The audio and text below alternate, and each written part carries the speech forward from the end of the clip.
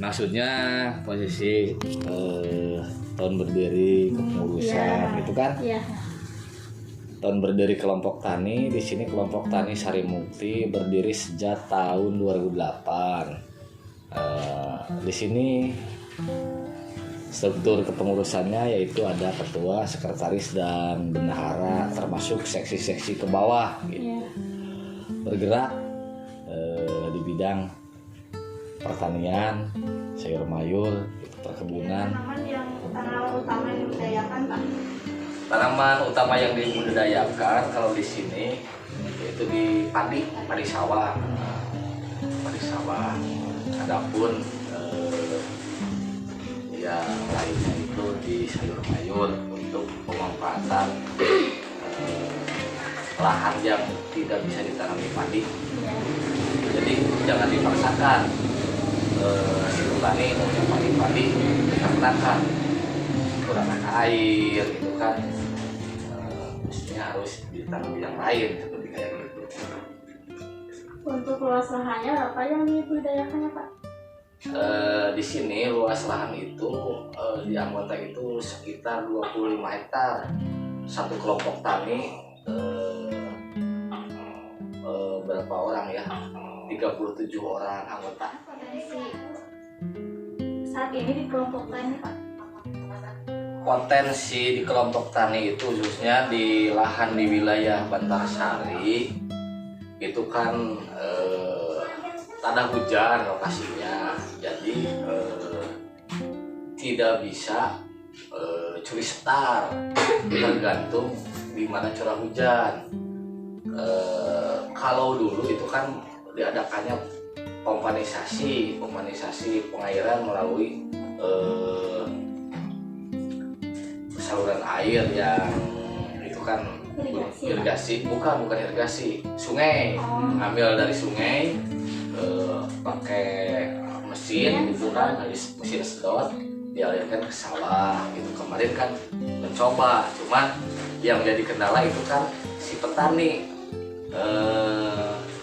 kurang maksimal hasilnya dikarenakan hama dan penyakitnya banyak, terus debit air berkurang yang pada akhirnya kan minus di biaya operasional bahan bakar untuk beli solar gitu. Jadi saya dari sekarang ke anggota itu kan yang tidak bisa ditanami padi jangan dipaksakan gitu. Makanya sekarang kan dicoba budidaya yang lainnya, di nanam tembakau, terus sayur mayur seperti timun, terung seperti kayak ada yang cabai. Yang penting buat sumur gitu, Pak. Oh, maksudnya di sumur pantek, khusus pengairan, berarti pemanfaatan air tanah itu kan? Iya, betul. Nah, itu mudah-mudahan ke depan ada program dari pihak dinas terkait untuk kondisinya pemanfaatan air tanah. Dikarenakan kalau biaya pribadi itu kan bikin sumur bor itu relatif mahal.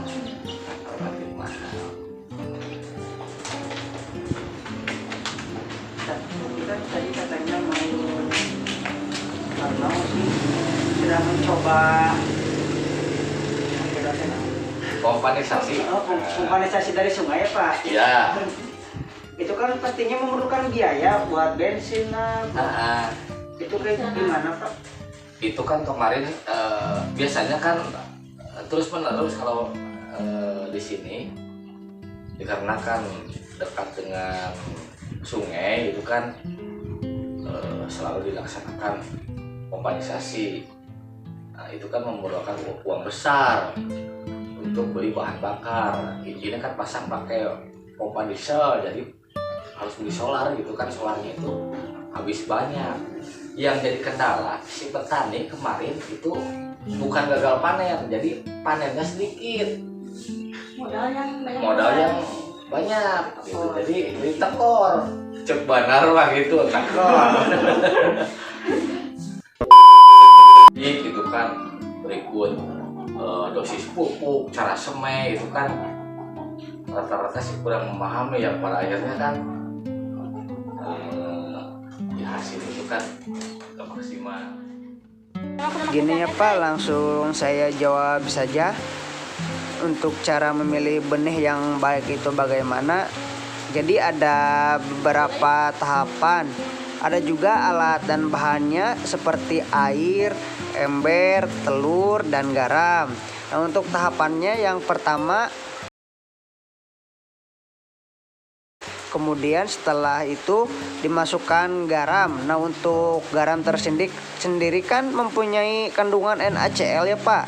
Nah, kandungan tersebut bisa mengecek apakah benih padi bagus atau tidaknya. Kalau misalkan benih padinya bagus akan tenggelam, dan apabila sebaliknya benih yang tidak bagus akan mengapung ke permukaan.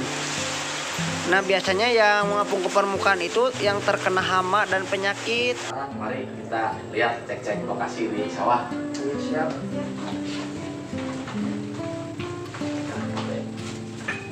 Itu udah iya bubar.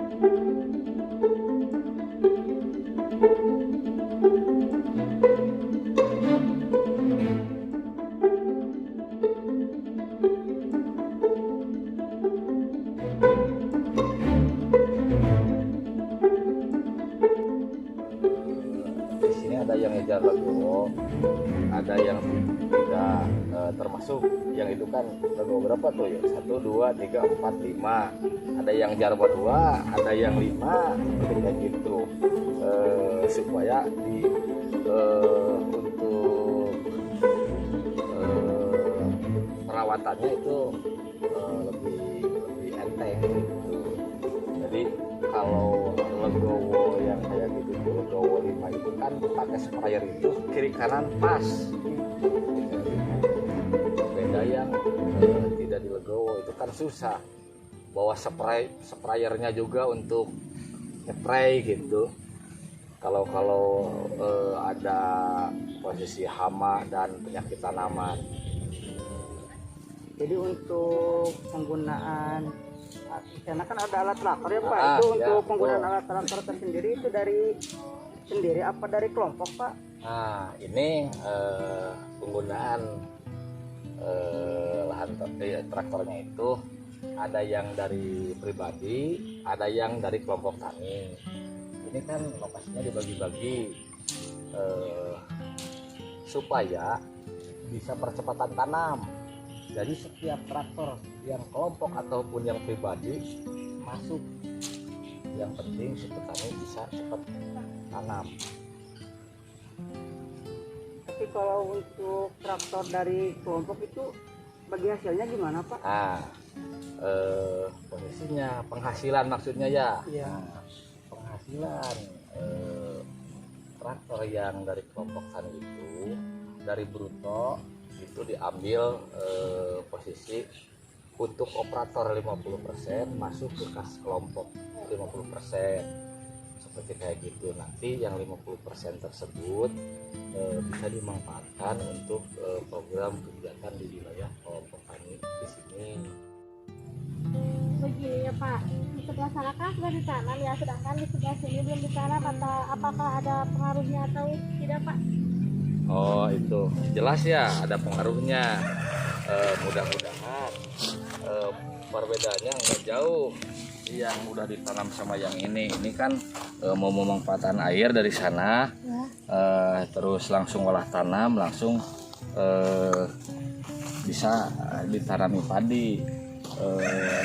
yang mudah-mudahan hasilnya maksimal. Jelas ada pengaruhnya, nanti kan siklus hama dan penyakitnya itu yang dikhawatirkan gitu. Mestinya penanggulangannya itu harus ekstra, baik dari golongan fungisida, insektisida ataupun bakterisida seperti kayak gitu. Kalau soal pupuk itu belinya dari mana? Kalau pupuk itu belinya dari pengecer resmi. Jadi petani sini menggunakan pupuk subsidi dan non subsidi. Kalau pupuk subsidi itu dari kartu tani. Kartu tani itu digesekkan di pengecer resmi pupuk itu sehingga bisa membeli pupuk subsidi. Adapun pupuk non subsidi itu petani yang tidak mempunyai kartu tani, jadi harus membeli pupuk non subsidi. Ada di pengecer resmi juga, jadi ada jualan pupuk subsidi dan non subsidi seperti kayak gitu. Untuk pemasarannya apakah ada kendala, Pak? Ya gitulah. Alhamdulillah sekarang terbentuknya PT Mitra Desa Pamarican itu untuk melancarkan petani untuk menjual gabah gitu. Jadi sekarang alhamdulillah ada pabrikan yang menerima dekat dari wilayah sini gitu. Kalau yang dulu kan jauh lah, ada bakul dijual ke Tasik kemana gitu. Kalau sekarang kan alhamdulillah di Pamarican juga ada yang nampung yang beli gabahnya gitu. Itu kan yang ngejual itu sisa dari makan. Kalau sebagian besarnya mah ya buat makan aja di sini gitu. Kalau ada sisa baru dijual.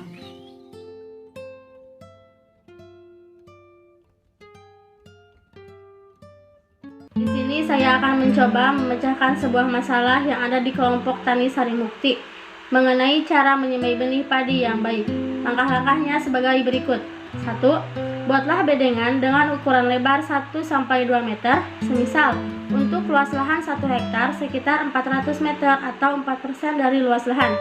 2. Tambahkan 2 kg bahan organik semisal kompos, pupuk kandang, sekam, atau abu. Jika berminat untuk mengolah kompos dari bahan sisa pertanian, bisa dengan cara membuat pupuk kompos dari jerami padi. 3. Benih yang hendak disemai direndam terlebih dahulu sekitar 2x24 jam. 4. Persemaian dilakukan selama 25 hari sebelum masa tanam. Usahakan tempat menyemai benih padi berdekatan dengan lokasi tanam, agar pemindahan benih tersebut dilakukan dengan cepat dan benih tetap segar. 5. Benih yang disemai tidak harus terbenam seluruhnya, karena justru akan menyebabkan kecambah terinfeksi patogen dan akhirnya membusuk. Di sini saya akan mencoba untuk memecahkan suatu masalah yang ada di kelompok Tani Sarimukti mengenai cara pemupukan padi untuk mengoptimalkan hasil panen. Yang pertama yaitu memperhatikan usia tanam. Saat padi berusia muda, misalnya 0-2 minggu, pada usia ini padi masih tumbuh dengan lambat sehingga belum terlalu membutuhkan pupuk urea. Sebaliknya, padi muda saat sangat membutuhkan fosfor, kalium, dan sulfur. Aturan ini juga berlaku saat memberikan pupuk majemuk, seperti pemberian pupuk SP sebaiknya diberikan pada saat padi masih muda. Yang kedua, waktu pemberian pupuk. Cara pemupukan padi yang benar juga memperhatikan waktu pemberian pupuk, karena menyebarkan pupuk di waktu yang salah bisa menyebabkan pupuk tidak terserap dengan baik dan tanaman padi tersebut tidak mendapatkan nutrisi yang diperlukan. Waktu yang paling baik yaitu saat pagi hari dari pukul 8 sampai 10 pagi, karena pada saat itu matahari belum terlalu terik dan juga pada saat sore hari pada pukul 4-5 sore. Hindari pemberian pupuk pada saat hujan atau saat mendung dikarenakan berpotensi menghilangkan pupuk. Yang ketiga, jangan terlalu cepat dan jangan terlalu terlambat. Maksud dari kalimat tersebut yaitu kita harus mengetahui kapan tanaman membutuhkan nutrisi dari pupuk. Jangan sampai terlalu cepat atau bahkan terlalu terlambat. Hal ini justru akan membuat hasil panen menjadi kurang optimal. Yang keempat, setiap tempat memiliki kebutuhan pupuk yang berbeda. Misalnya, petani A merekomendasikan pupuk A kepada petani B. Tetapi di petani B, pupuk tersebut tidak optimal. Mengapa hal itu terjadi? Dikarenakan tidak setiap tempat memiliki kebutuhan pupuk yang sama. Daerah subur akan membutuhkan pupuk yang lebih sedikit dibandingkan daerah yang kering karena kandungan zat hara di daerah tanah yang subur lebih tinggi dibandingkan dengan tanah yang kering. Untuk itu, para petani harus benar-benar mengetahui kondisi sawah atau lahan yang akan ditanami padi tersebut. Kesimpulan hasil wawancara dari kelompok tani Sarimukti yang berada di Desa Bantarsari, Kecamatan Pamarican, bahwasannya kelompok tani tersebut mempunyai tanaman unggul, yaitu padi sawah.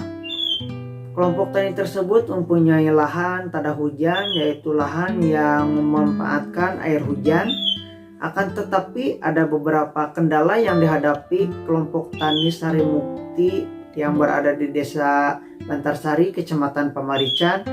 Di antaranya kurangnya memahami bagaimana penyemaian yang baik, bagaimana cara pemilihan benih yang baik seperti apa, dan yang terakhir bagaimana pemupukan yang baik itu seperti